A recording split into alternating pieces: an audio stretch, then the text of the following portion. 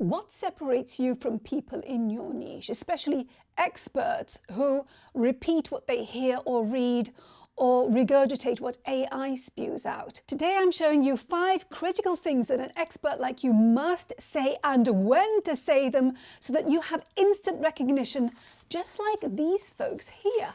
And the very first thing you want is a magic ingredient that makes people want to listen to you. Number 1. This is my hierarchy of a brilliant communicator. 99% of the thousands of people I've interviewed on stages across the world, on global TV, were stuck in these first 2 layers. What they do is they inform, they provide information. Sometimes they then go into a lot of background and education and why this is important, but sort of from an academic perspective. And the bottom line is, who cares? I'll be sharing what's behind the question mark later on in the video. An example of the information thing is starting with a product, a launch, a survey, something that is important to them, but it means that nobody's listening. If you know that you're making this mistake too and losing out an opportunity because of it, click on the link below the video and let's fix it. Let me show you what to do instead. Imagine I am an AI expert. There are so many out there these days, aren't there? And I start with something like 70 to 85% of all AI projects fail.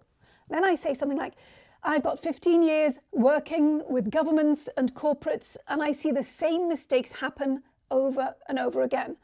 The wrong data is being gathered. They're using hyped up tools with no specific strategy, no link to the real business needs. And the result is that millions of dollars are wasted. Instead of all that, here are 3 exact steps that will help you deliver on your AI project. I use them with my billion-dollar clients and they get their AI investment right the first time. I call this being the voice inside your stakeholder's head. You want to speak to what's worrying them and what they want. That's up here. I don't want to be another statistic and I really want to get it right. Then you share your credibility. That's the 15 years over here. Wow, I'm still listening to this person. That's fantastic. And you highlight what makes you different to the other people in your space. So different. And that goes down here. You see, they're pushing away the bullshit that's out there. You see, when you can demonstrate that you are useful to the person that you want a yes from, they're leaning in, they're listening, they want to know what you're going to say next. And that's how you get your big, fantastic yes, you are the right person for us. We want to work with you. When you speak the way I just showed you, you're not salesy, you're not needy, you're not pushy. You just speak in a matter-of-fact way because it is a fact and you're piquing the interest of your stakeholder. So the first thing you've got to know is start with what's important to your stakeholder. I call this the stakeholder effect. Really important. But you will still be forgotten if you don't do step number 2. A client of mine shared the time when she was introduced to the global head of her company in a chance interaction at a conference. She blew it because he forgot all about her the second he walked away from her. After she started working with me, she realized what she should have said, and she's been kicking herself ever since. Getting it right would have meant that he would have thought of her every time there was the perfect opportunity for her that fed into her expertise. Now, to make this happen for you, you need what these folks have. Brené Brown is associated with vulnerability. James Clear is associated with habits. Simon Sinek, why? Adam Grant, thinking. And Huberman, human performance through neuroscience. What about you? What one word do people associate you with? And is it the thing that you want them to associate you with? This is the mistake my client made when she was introduced to the global head of her company. She blabbed on about all sorts of things, but she didn't plant the idea of what she wants to be known for in his mind. So he walks away and he forgets all about her. My clients associate me with strategic positioning. I work with them to get them to position themselves in a credible way that means that they are the go-to in their niche. They are the answer to their stakeholders' problems, and that's how they get the right opportunities making their way to them. This is step number 2. You equal what? What's the one word you want the ideal stakeholder for you to think of when they think of you? Are you known for it? But even if you are the best in the world at what you do, no one will believe it without step number 3. Trust is at an all-time low. I mean, just look at LinkedIn or YouTube. Anyone can claim to be an expert these days. Now, of course, you can trust me, right? But wait a minute, seriously, why should you? It's all about this. Testimonials and the fact that I've worked on global TV and with multinationals for decades. You want to prove that your method, your way works. And this is step number 3. You want undeniable proof that you are the expert that you say you are. Now, if you know you want help with this, click on the link below the video and let's make it happen.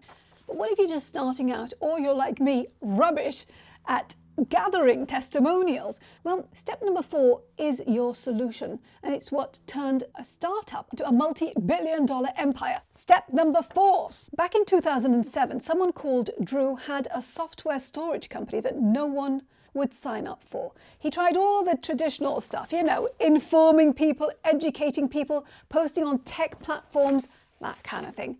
But then he did something that changed everything. He created a simple video that showed him dragging a file from his computer into the cloud, and then it showed somebody else at a different computer accessing the information in real time. The waitlist went from 5,000 people to 75,000 people on the waitlist overnight. Boom!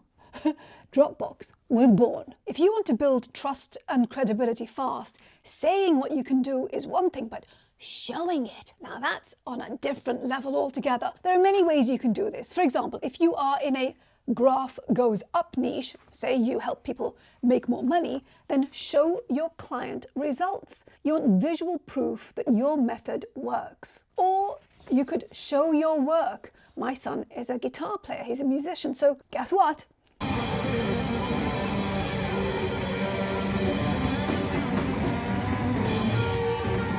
Isn't he great? And start getting testimonials from people you work with. But you know something? None of the people I interviewed pulled out a testimonial when we were on air. The best ones did something else instead. Well, let me give you an example of what not to do first. I interviewed the head of what was being mooted as the world's first zero-carbon city, and I said, what's it like to live and work there? And he rattled off loads of stats and facts, very number-driven. I would have loved him to say something like, you wake up in the morning and you hear the birds. We're in the middle of the desert. You can walk to work and school. There are no cars there. There's shade everywhere. It never gets above whatever degree. The best people I interviewed, they took you on a journey. You felt what it's like to be there. You could imagine what it would be like to do the thing, to experience the product, the place. And so the other thing that you can do is paint a picture and get people to feel something. And the top of my hierarchy of a brilliant communicator is how you make it happen. You make it happen by interesting people, speaking to something that is interesting to them, that they relate to, that resonates with them. And the best way you can do it is show, don't tell. But to position yourself as the go-to in your niche, you need to push away the competition while you're showing and speaking about what you know and do. How do you do that? Step number 5. You know your stuff, right? And you know the bullshit that other people in your niche spew out. Use it. Call it out. You don't need to be rude or aggressive. It's about being matter of fact, but calling it out. For example, I am against visibility for visibility's sake. It can keep you busy and broke. Instead, I get my clients to drill down to what I call results-based visibility, results-based communication. And it starts with owning their credibility, their knowledge, their expertise and experience. So I'm against the fluff, personal brand, visibility, and I'm all for being deliberate and intentional about what you say, what you don't say, and how you position yourself and frame yourself in the mind of the stakeholder you want a yes from. What about you? What bullshit is out there in your niche? What are you going to do about it? Call it out.